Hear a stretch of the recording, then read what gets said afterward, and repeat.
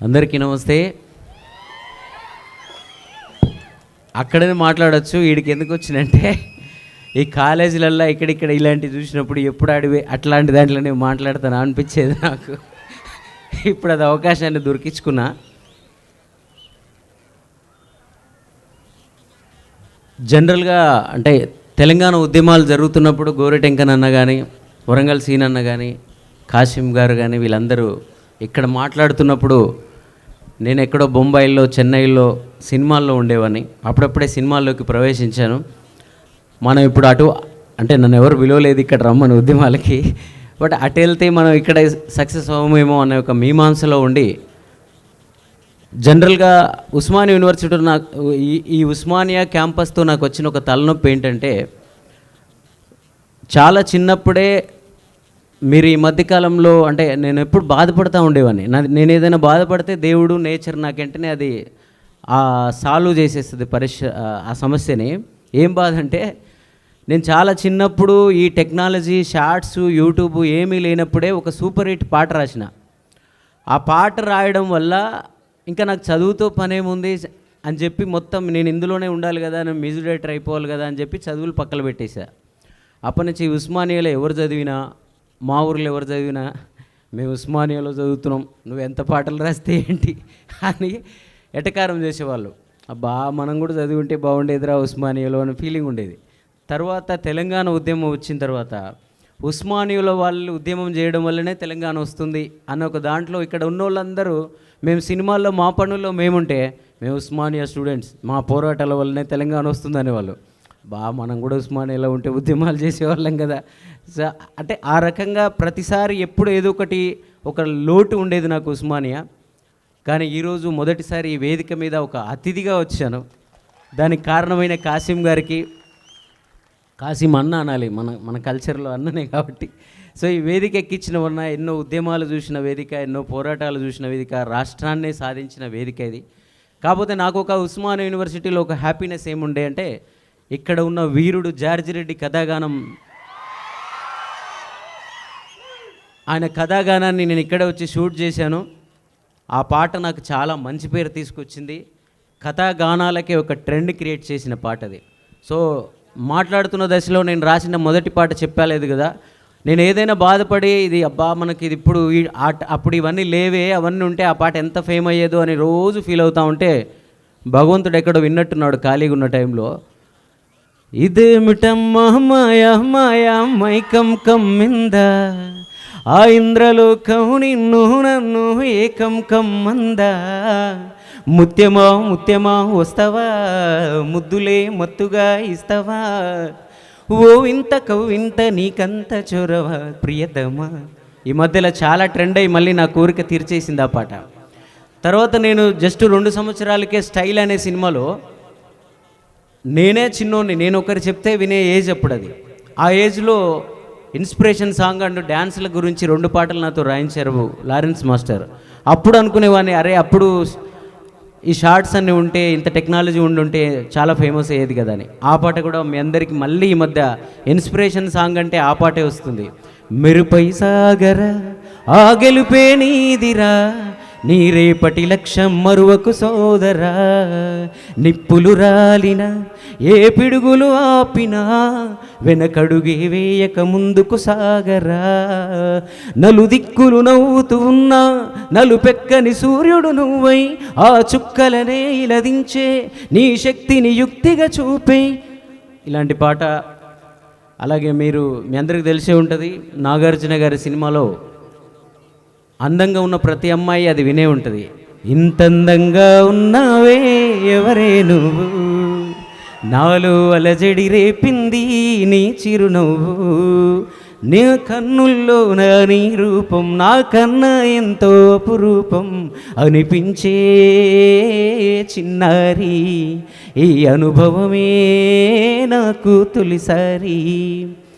ఆ తర్వాత రామ్ చరణ్ గారి సినిమాలో డిల్లగు డిల్లగు డిల్లగు డిల్లా డిల్లకు జయ్యక పిల్ల, మిలుకు మిలుకు సిలక నీ మీట పెదవే కొరక, ఏ కొనివల దారి కొడుక నీకప్పుడే ఇంతటి దుడుక. ఆ ఉక్కులైన పాడితే బాగోదులేండి, అందరు చదువుకున్న పిల్లలు ఉంటారు ఇక్కడే.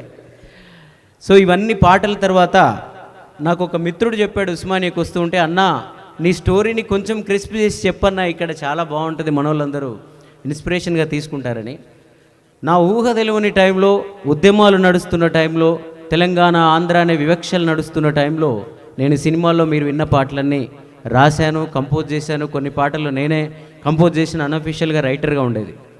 కరెక్ట్గా ఇక మంచిగా మన బండి పట్టాలు ఎక్కుతుందిరా, రహదారి ఎక్కుతుందిరా, మనం ఇండస్ట్రీలో మంచిగా కొట్టేస్తాంరా అన్న టైంలో వచ్చినాయి ఉద్యమాలు.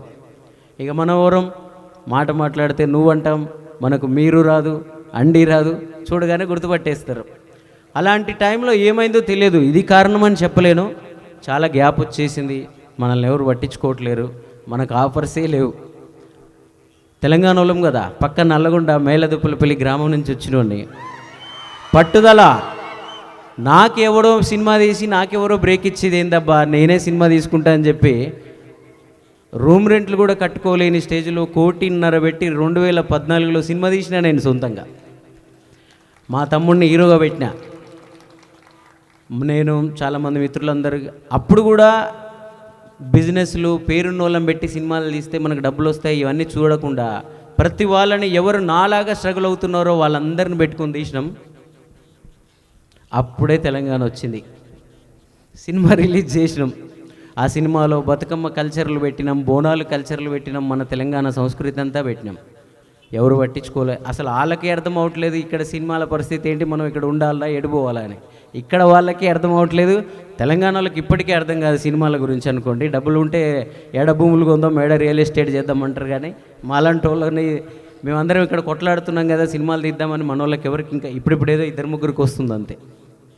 ఆ తర్వాత తెలంగాణ వచ్చి అందరూ ఊరేగుతా అంటే మేము సినిమా తీసి మొత్తం సర్వం కోల్పోయి రోడ్డున పడిపోయాం. ఇక అప్పటి నుంచి వీడే సొంతంగా సినిమా తీశాడు, వీడికేమో ఆఫర్లు ఇస్తామని ఇక అసలు ఉన్నది పోయింది, ఉంచుకున్నది పోయింది. అలా 2-3 సంవత్సరాలు రూమ్లో చీకటి గదిలో ఈ ఫోన్కి ఒక మెసేజ్ అయినా ఎవరైనా చేస్తారా అని వెతుకుతూ చూస్తూ మళ్ళీ నాలో ఉన్న మన తెలంగాణోడు బయటకు వచ్చిండు.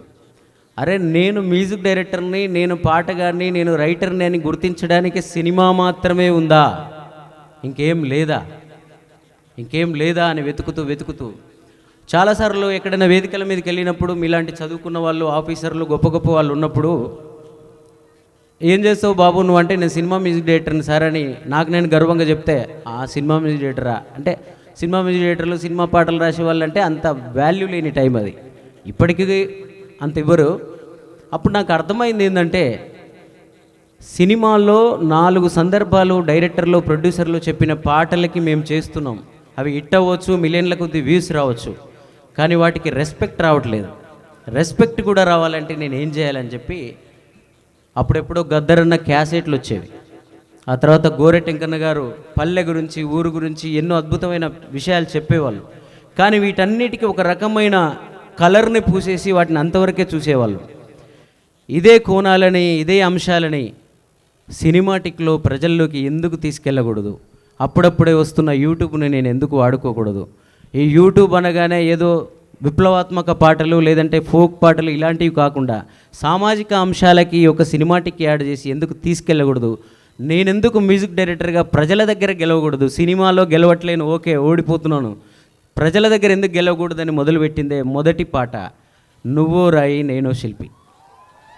మీరందరూ నన్ను గెలిపించారు. అప్పటికీ మీకు నేను తెలంగాణ వాడిని అని తెలియదు, నేను నల్గొండని తెలియదు. ఎందుకంటే ఆ పాట అప్పటిదాకా చిన్ని చరణ్ అనే పేరుతో ఉన్న నేను చరణ్ అర్జున్ అని ఒక కొత్త పేరు మార్చి ఆ పాట రిలీజ్ చేశా. ఆ పాటను అందరూ పాటగానే మీరందరూ ఎత్తుకున్నారు, ప్రాంతాలకు అతీతంగా ఎత్తుకున్నారు. సో అక్కడి నుంచి నా ప్రస్థానం మొదలైంది, మీ అందరికీ తెలుసు.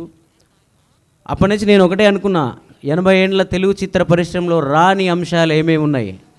అన్నదమ్ములు, చిన్న విషయాలు, ఒక్క నిమిషం కూర్చుంటే ఒడిసే గొడవ అన్నదమ్ములది. అలాంటి అన్నదమ్ములు విడిపోతున్నారు. ఆ అన్నదమ్ములు పాట ఎందుకు చేయకూడదు? నేనున్న గర్భంలోనే ఏడాది నువ్వున్నావు తమ్ముడా, ఇప్పుడు నువ్వాడా నేను ఈడా, మనకెందుకు అడ్డుగోడ తమ్ముడా, చిన్నప్పుడు నీది నాది ఒకటే ఇల్లు, ఇప్పుడు నీ ఇల్లు నా ఇల్లు అంటారే వీళ్ళు, నే తొడిగిన అంగీలాగే నీకొచ్చేది, ఇప్పుడు నీ దారి నా దారెందుకు వేరయ్యింది. నన్నెవ్వడు ఏమన్నా నీ నెత్తురు మరిగేది, ఇప్పుడెందుకు నీకు నాకు ఈ పంచాది. ఏ బంధం అయినా కలుపుకుంటే మొదలవుతాది, తోబుట్టు బంధం ఒకటే ఇంకేడా దొరకనిది. ఈ పాట విని కలిసిన ఎంతోమంది అన్నదమ్ములు నేను వెళ్తున్న దారి కరెక్టేనని చెప్పి నాకు నిరూపించారు. నువ్వో రాయి నేను శిల్పి, చెక్కుతున్నంతసేపు నిన్ను నేను చెక్కుతున్నంతసేపు, ఆ తరువాత అంటారంతా నిన్ను దేవుడని, నేను అంటారని వాడిని. సో ఇలాంటి సందర్భాలు, ఊర్లలో ఉండే వివక్షలు, శ్రామిక వర్గాల కష్టాలు, ఒక వేశ్యాగానం కావచ్చు, ఇలాంటి పాటలన్నీ చేస్తూ చేస్తూ ఈరోజు ఉస్మానియా యూనివర్సిటీ లాంటి వేదిక మీద మీ అందరి ముందు ఈ మాత్రమైనా మాట్లాడగలిగే స్థాయికి నేను వచ్చాను. అందుకే ప్రతి పాట, నా పాటని స్టేటస్ పెట్టిన ప్రతి ఒక్కరికి, నా పాటని ప్రజల దాకా చేర్చిన అందరికీ మనసారా కృతజ్ఞతలు ఈ ఉస్మానియా వేదిక ద్వారా చెప్తూ, ఈ ఉస్మానియా వీరుడు ఇందాక నేను చెప్తున్నారు, నాకు మెసేజ్లు పెడుతున్నారు, అన్నా పాట పాడు, అన్నా పాట పాడని. కొంచెం కొంచెం పాడతా, అన్ని చాలా చూపించాలి, టైం లేదు.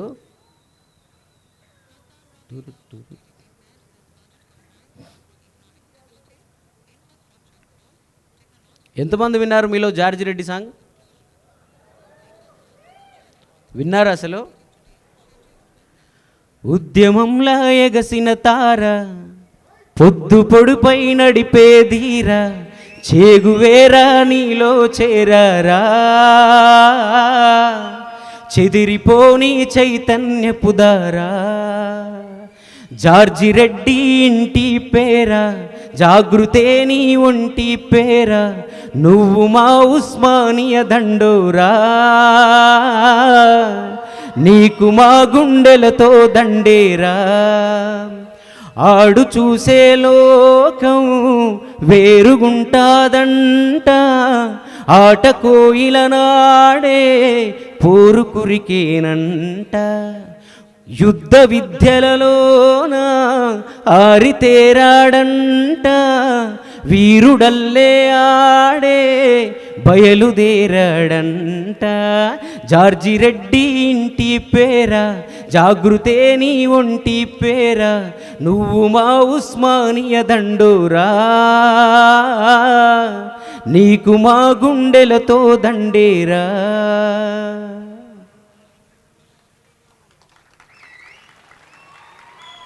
Thank you.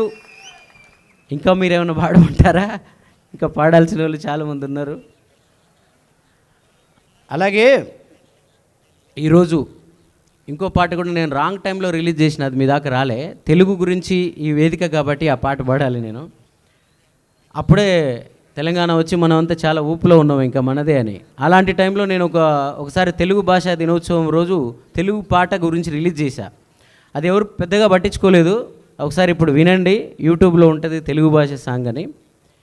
తేనె కన్నా తీయనైన మాట తెలుగేరా, వీణ కన్నా వినసొంపైన పాట తెలుగేరా, తిరుపతిలోన ఎంకన్న సాచి, యాదాద్రిలో నరసన్న సాచి, సింహాచలము అప్పన్న సాచి, తెలుగే మనల కలిపేతి వాచి, యాసలే వేరైనా నీది నాది ఏ ఊరైనా, భూమిపైన పడగానే పలికే తొలి పలుకు, ఖండాంతరాల్లో యాడున్నా గుండెల్లో శబ్దమై ఉన్నా, రెండక్షరాల పదమే అచ్చ తెలుగులో అమ్మ, భౌగోళికంగా వేరైనా భావాలు భాష మారేనా, విడదీయలేని బంధంగా కలిపాడు మనల బ్రహ్మ. తెలుగు భాష ఎక్కడ ఉన్నా, మనం భారతదేశంలో, అమెరికాలో, లండన్లో ఎక్కడున్నా తెలుగు భాష, తెలుగు పలుకు ఎక్కడ వినపడినా మనం అల్లుకుపోతాం అందరం. సో అందుకని ఆ రోజుల్లో మనందరం ఒకటే అని ఈ పాట చేశాను. ఇంకా మీ అందరికీ రిలవెంట్గా ఈ మధ్యకాలంలో బాగా హిట్ అయిన పాటలు, చరణాలు. ఆ పాట ఎందుకు పాడుతున్న చివరిగా అంటే, మీ అందరికీ నేను అమ్మ పక్షాన్ని అసలు తీసుకోను, ఎందుకంటే అమ్మ గురించి చెప్పడానికి అద్భుతమైన కవులు కళాకారులు చాలామంది ఉన్నారు. కానీ నాన్న ఎందుకో పాపం వెనకబడతాడు. అందుకే నేను నాన్న గురించే పాటలు ఎక్కువ చేశాను. నాన్న సినిమానే విమానం అనే సినిమా నాకు వచ్చింది. ఆ సినిమాలో ఒక పాట ఉంటుంది. విమానం అనే సినిమాకి నేనే సంగీత దర్శకుని, లిరిక్ రైటర్, రాసింది కూడా నేనే. నేను మళ్ళీ ఎందుకు చెప్పుకోవాల్సి వస్తుందంటే నాకు ఒకటే కోపం. నేను 2010లోనో 12లోనో చాలామంది చూసుంటారు, తెలంగాణ సింగరేణిలో ఏదో ఉద్యమం బాగా జరుగుతూ ఉంది. కేసీఆర్ గారి ఛానల్, టీ న్యూస్ ఛానల్ ఉంటుంది, అది కేసీఆర్ గారిదని నాకు తెలియదు. నేనేదో సినిమా ప్రమోషన్ కోసం ఆ ఛానల్లో లైవ్లో కూర్చున్నా. ఉద్యమం చాలా హీట్గా సాగుతూ ఉంది. మిర్యాలగూడ నుంచి ఒకటి ఫోన్ చేశాడు నాకు, చరణన్న ఆంధ్రోళ్ళు అంటే మనల్ని దుక్కుతారట కదన్నా, నువ్వు ఇట్లాటగా అట్లాటగా మీరు సినిమాలలో ఇట్లాటగా అట్లాటగా అన్నాడు. నేను అడిగిన, సరే వాళ్ళు దొక్కుతారో ఏం చేస్తారో కానీ నేనెవరో తెలుసా నీకు అన్న. అప్పటికే మీరు విన్న డిల్లక్ అయిపోయింది, శంభో శివం శంభో అయిపోయింది, ఇంత అందంగా ఉన్నవి అయిపోయింది, ఆయుధం అయిపోయింది, స్టైల్ అయిపోయింది. నేనెవరో తెలుసా అన్న. తెలీదన్నా, నువ్వు ఎవరో నాకు తెలియదు అన్నాడు. అరే భయ్, మిర్యాలగూడెం నల్లగొండకు 25 కిలోమీటర్లు ఉంటుంది. నీ పక్క ఊరోడు నేను గిన్ని పెద్ద సినిమాలకు పాటలు రాస్తుంటే నేనెవడో తెలియదు అంటావు. అదే ఆంధ్రాలో ఉండే ఆంధ్రావాణి నేనైతే పల్లకి మోసేవాళ్ళు నన్ను ఇక్కడెక్కడో. ముందు మన వాళ్ళని గుర్తించడం ముందు నేర్చుకోండి మీరు, తర్వాత అవతలోడు తొక్కుతున్నాడా లేదా అనే విషయాన్ని మాట్లాడండి అని అప్పుడే అన్నా. ఆ మరుక్షణమే కేసీఆర్ గారు లైన్లోకి వచ్చి నాతో, అరే బిడ్డ కరెక్ట్గా మాట్లాడేవారు అని చెప్పి నాతో చాలాసేపు మాట్లాడారు. లైవ్లో చాలామందికి తెలుసు అది. అందుకే మనోళ్ళని గుర్తించండి. రంగులు పూసుకొని కనపడే ఆర్టిస్టులు మాత్రమే మీకు గుర్తుంటారు, కానీ దాని వెనక కేసీఆర్ గారి కథాగానం, ఏ పల్లె పిల్లోడో ఏ తల్లి బిడ్డాడో, అది చేసింది నేనే. ఇప్పటి ముఖ్యమంత్రి 3 రంగుల జెండా బట్టి చేసింది నేనే. ఇది రాజకీయ వేదిక కాకపోవచ్చు, కానీ వీటన్నిటి వెనక ఒక నల్లగొండ తెలంగాణ బిడ్డడున్నాడని మీకు చెప్తున్నా. ఆ పాడిన ఆయన అందరికీ తెలుసు, నల్గొండ గద్దర్, కానీ దాన్ని కంపోజ్ చేసినోని రాసినోని నేనని చాలామందికి తెలియదు. సో ఆ ముఖ్యమంత్రి గారన్నా చెప్తే మరి మీ అందరికి తెలుస్తుందేమో, ఆయన ఎప్పుడు చెప్తాడో అర్థం కావట్లేదు నాకు. సో మీ అందరికీ విమానం సినిమాలో అందరు స్టేటస్లు పెట్టుకుంటున్నారు. ఆ పాట చివరిగా ఎందుకు పాడుతున్నా అంటే, మీ అందరి వెనక నాన్న ఉన్నాడు, మీ అందరి వెనక నాన్న ఉన్నాడు, నా వెనక కూడా నాన్నే ఉన్నాడు. కొండేటి మల్లయ్య, మా నాన్న కాళ్ళు మొక్కందే నేను ఏడికి పోను, మా నాన్న ఆశీర్వాదం లేకుండా నేను ఎక్కడికి వెళ్ళను. సో మా నాన్నే నా మేనేజర్, మా నాన్నే నా అసిస్టెంట్, మా నాన్నే నా గురువు, మా నాన్నే నా ఫిలాసఫర్. సో మీ అందరి నాన్నలు కూడా వెనక ఉన్నారు. మీరు గెలిస్తే మీ నాన్న చాలా మురుస్తాడు. మీ నాన్న మురిపం కోసం మీరంతా గెలవండి. నువ్వు కన్న కలలే నెరవేరేను చూడు, అందుకే ఉన్నాడు మీ నాన్నే తోడు. దశరథ మహారాజే నాన్నై పుట్టాడు, నువ్వు రాముడంత ఎదగరనేడు. సంబరమంటే ఏదో కాదురో, ఇంతకు మించి ఏది లేదురో.